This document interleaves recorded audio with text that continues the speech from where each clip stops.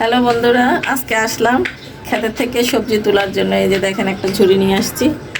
এই ঝুড়িতে দেখা যাক কি তুলতে পারি আমার বাগান থেকে। আমার বাগানটা হচ্ছে একটা বারান্দার মধ্যে। তো আজকে আমরা বারান্দার মধ্যে পুঁই শাক তুলব। পুঁই শাক তোলার স্টার্ট করি। দেখেন, এই যে পুঁই শাক তুলতেছি। অনেক হয়েছে। এখন এগুলো এই যে কষ্ট করে বারান্দায় পুঁই শাক গাছ লাগানো হয়েছে। আমি অবশ্য লাগাই নাই, এটা আমার মেয়েই পরিচর্যা করে আর কি। ওই সব করে, পানি দেয়, সার দেয়।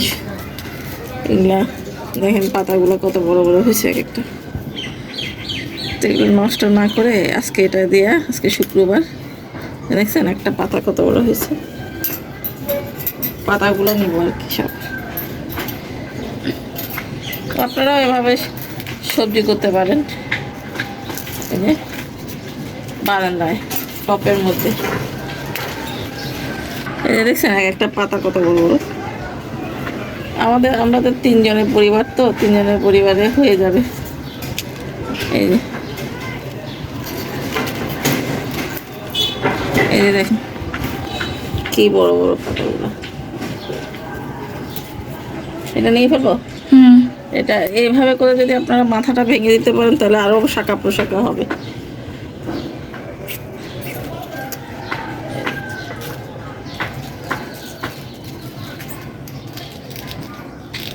অনেক হয়েছে।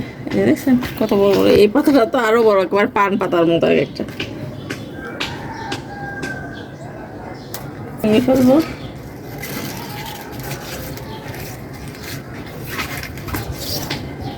দেখছেন সব পাতাগুলো কত সুন্দর, এরকমই ভেঙে দিতে হয়। এই যে মাথাগুলো ভেঙে দিছি, সবগুলোর মাথাগুলো ভেঙে দিলে হবে কি, আরো শাখা প্রশাখা হয়ে যাবে। দেখেন এই যে একটা পুঁই শাকের গাছ থেকে কতগুলো পাইলাম। দেখছেন পাতাগুলো কত বড় বড় এক একটা, যে পান পাতার মতো। কিছু দিই না এখানে, ওইটা পরিচর্যা করে আমার মেয়ে। এই যে কতগুলো নিলাম, ডাঁট নিলাম, এগুলো দিয়ে আমাদের হয়ে যাবে। এটার সাথে একটু মিষ্টি কুমড়া মিশাবো, তারপরে দেখি ইলিশ মাছ দিয়ে রান্না করবো আজকে, যেহেতু নিজেদের হাতের গাছে লাগানো।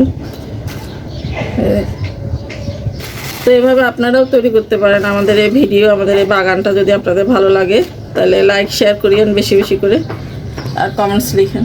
ধন্যবাদ সবাইকে।